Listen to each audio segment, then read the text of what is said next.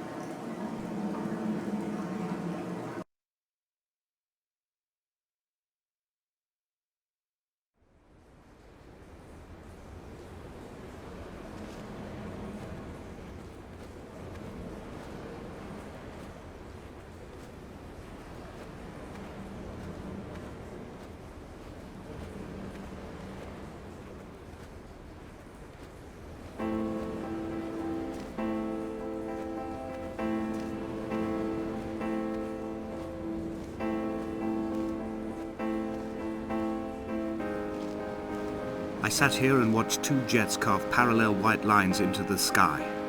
They charted their course, and I followed them for 21 minutes until they turned off near Sanford and were lost. If I were a gull, I would abandon my nest and join them. I would starve my brain of oxygen and suffer delusions of transcendence. I would tear the bottom from my boat and sail across the motorways until I reached this island once again.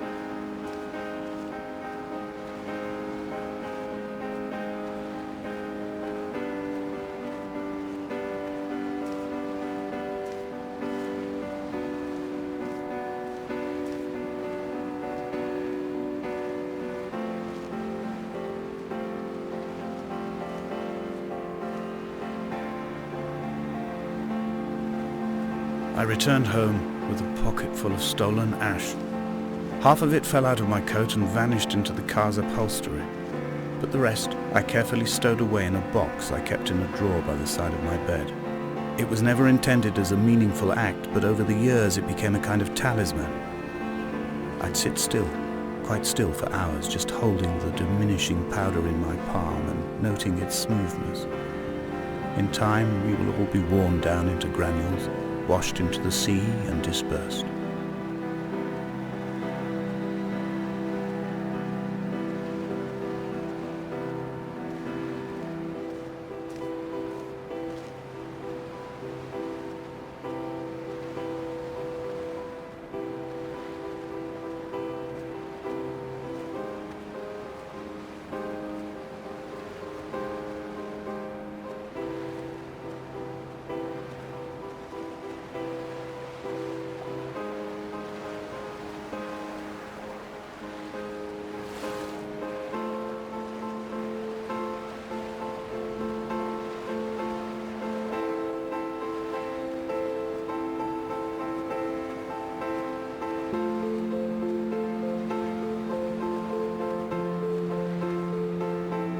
There were chemical diagrams on the mug he gave me coffee in, sticky at the handle where his hands shook. He worked for a pharmaceutical company with an office based on the outskirts of Wolverhampton. He'd been travelling back from a sales conference in Exeter, forming a strategic vision for the peddling of antacid yogurt to the European market. You could trace the connections with your finger, join the dots, and whole new compounds would be summoned into activity.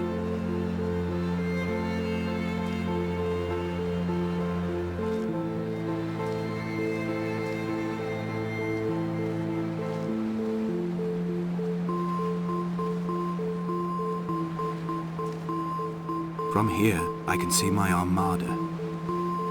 I collected all the letters I'd ever meant to send to you, if I'd have ever made it to the mainland, but had instead collected at the bottom of my rucksack, and I spread them out along the lost beach. Then I took each and every one, and I folded them into boats. I folded you into the creases, and then, as the sun was setting, I set the fleet to sail. Shattered into 21 pieces, I consigned you to the Atlantic, and I sat here until I'd watched all of you sink.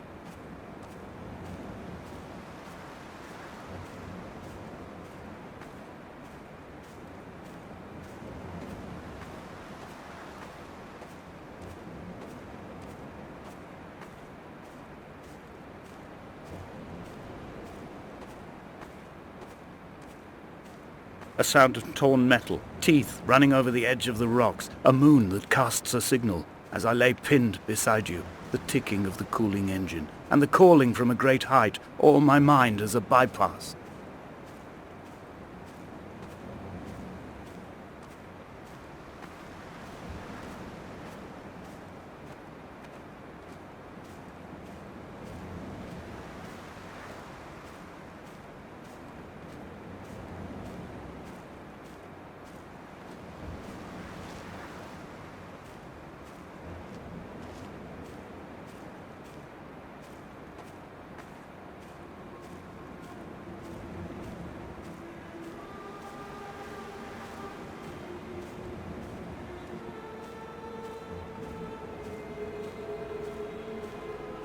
I've begun my voyage in a paper boat without a bottom.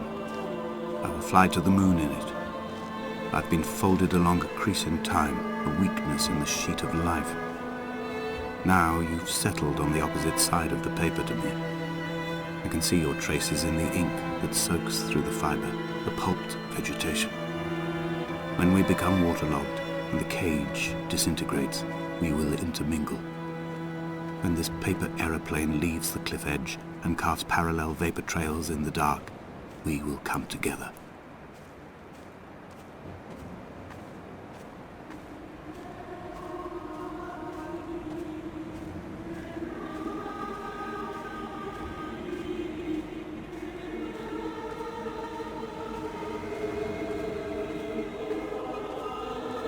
If only Donnelly had experienced this, he would have realized he was his own shoreline, as am I. Just as I am becoming this island, so he became his syphilis, retreating into the burning synapses, the stones, the infection.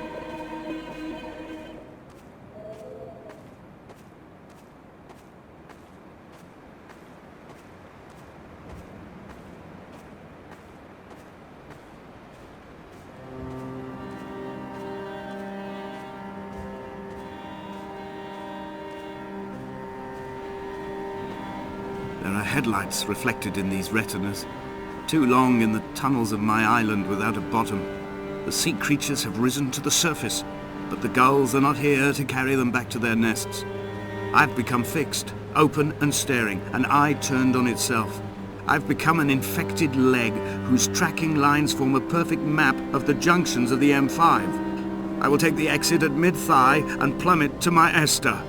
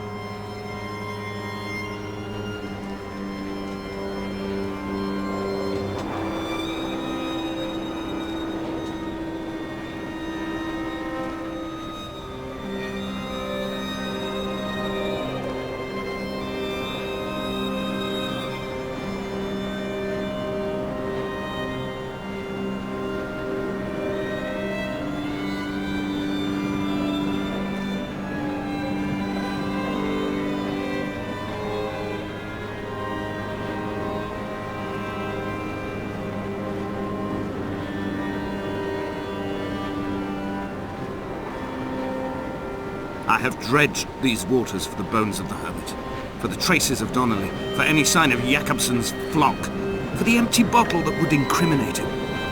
I have scoured this stretch of motorway 21 times, attempting to recreate his trajectory, the point when his heart stopped dead and all he saw was the moon over the Sanford Junction. He was not drunk, Esther. He was not drunk at all, and it was not his fault. It was the converging lines that doomed him. This is not a recorded natural condition. The gulls do not fly so low over the motorway and cause him to swerve. The paint scored away from his car in lines like an infection, making directly for the heart.